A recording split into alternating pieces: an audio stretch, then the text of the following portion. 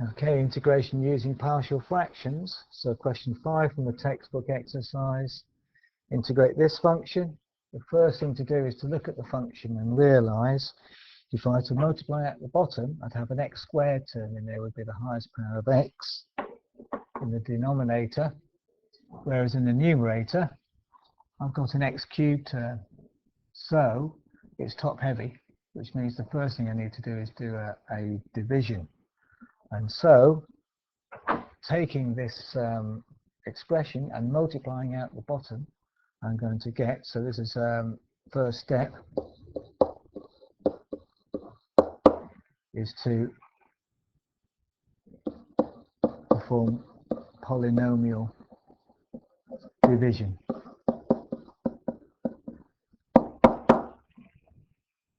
If I'm very lucky, it will go exactly. The chances are it won't go exactly, in which case the remainder that I'm left with, I'll then put into partial fractions, and then when I've done that, I go back and perform the integral.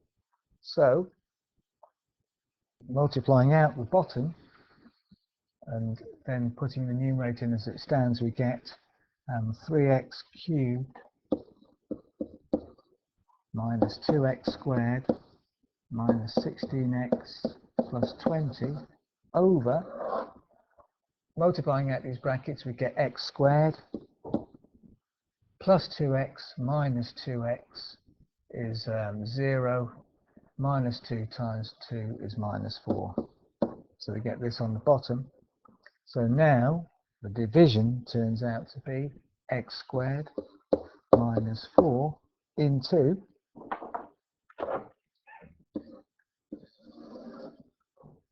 this top term, 3x cubed minus 2x squared minus 16x plus 20. Okay, so if you can carry on through and work out this division, the solution follows. What have I got to times x squared by to get 3x cubed? What have I got to times the x squared term in here to look like the 3x cubed in here? I've got to times by 3x. If I times x squared by 3x, I'll get 3x cubed. So 3x is what goes at the top.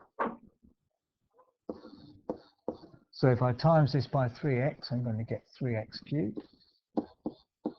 Oops, 3x cubed. And this times 3x is minus 12x.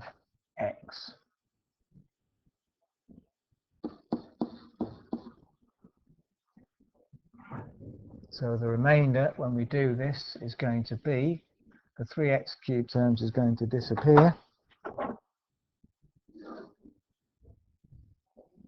So 3x cubed, that disappears. Now, the subtraction, I'm actually going to end up with the minus 16x is going to be minus 12x from minus 16x, and then the minus 2x squared term will stay. So I bring the minus 2x squared down. Minus 16x minus 12x is plus 12x, and that gives us minus 4x. Now, I try and get my x squared term in here to look like minus 2x squared in there. So what have I got to times x squared by to get minus 2x? Minus 2. So minus 2 goes at the top. Minus 2 times x squared gives us minus 2x squared. Minus 2 times minus 4 gives us plus 8.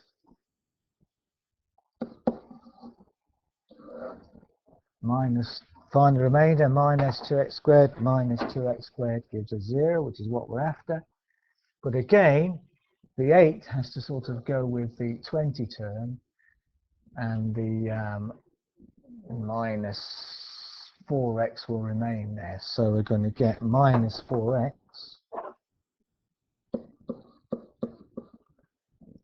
But then 20 minus 8 is 16. 20 minus 8 rather is 12 plus 12. So now that's my remainder. So I've got 3x minus 2. So I can write my original function, which was 3x cubed minus 2x squared minus 16x plus 20 all over x squared minus 4 equals 3x minus 2 minus 4x plus, being careful of our signs here, plus minus 4x plus 12 over x squared minus 4.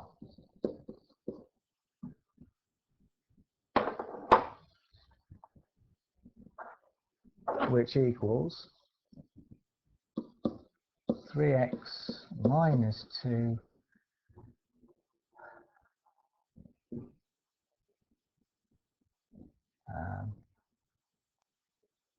plus 12 minus 4x over x squared minus 4.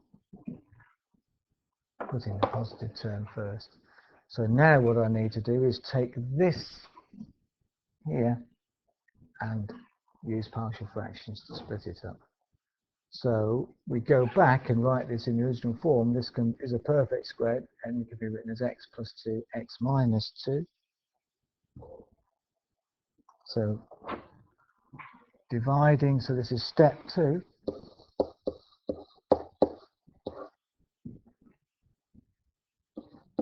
Divide the remainder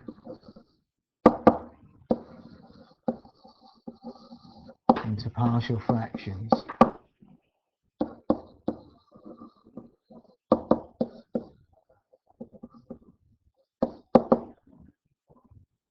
So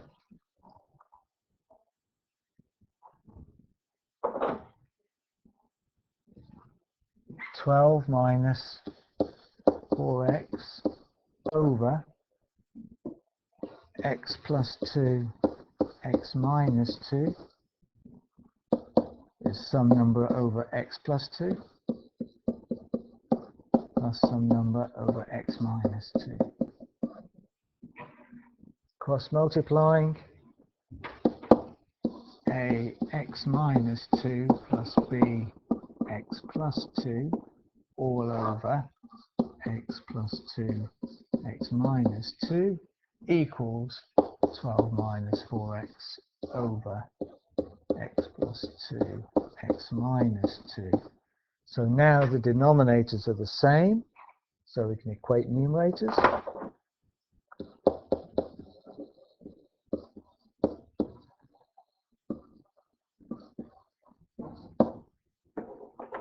(12 minus 4x) equals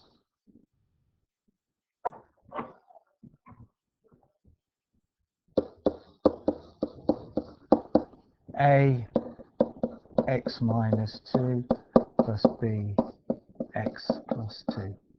Now we need to expand out the right hand side and collect the other terms involving x and numbers and then equate coefficients. So if you want to carry on, here's the solution. So 12 minus 4x equals ax minus 2a plus bx plus 2b. Taking x outside the bracket, we get a plus b minus 2a plus 2b equals 12 minus 4x. Equating coefficients,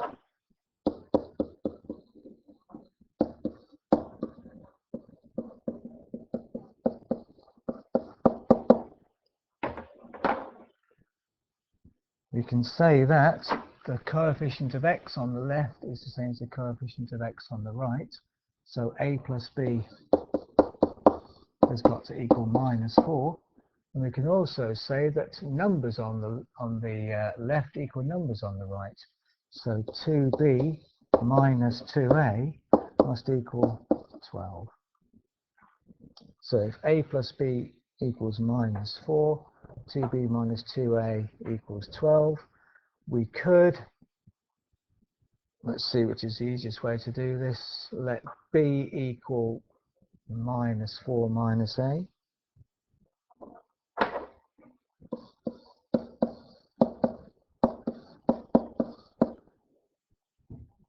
Which is minus 4 plus a. And putting that into this second expression, we get that 2 times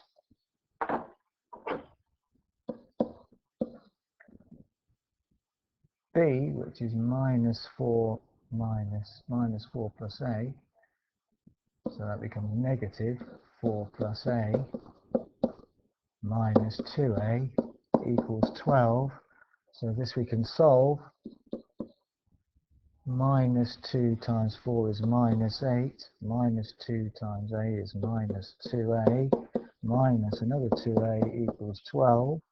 Adding 8 to both sides and collecting like terms, we get minus 4a equals 20. So a equals 20 over minus 4, which is minus 5. And then putting this back into the first expression, a plus b equals minus 4, a equals minus 5. So minus 5 plus b equals minus 4. So b equals minus 4 plus 5, which is 1. So we've got a equals minus 5 and b equals 1.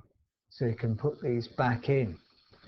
So going back to back to this point here, we've got a equals, a and b have now been found, so we can write, I'll just copy this.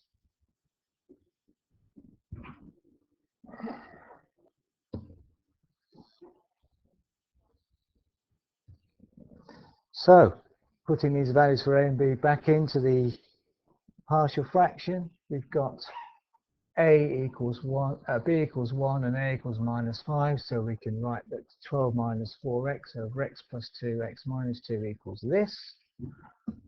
1 over x minus 2 minus 5 over x plus 2.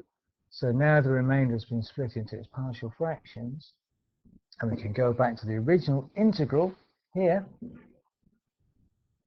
and rewrite that as the integral of 3x minus 2, which was the solution to our polynomial division, and then the remainder has been split into partial fractions, so we can write that bit there. So the whole integral becomes the integral of just 4 terms, and we can integrate each of those terms separately.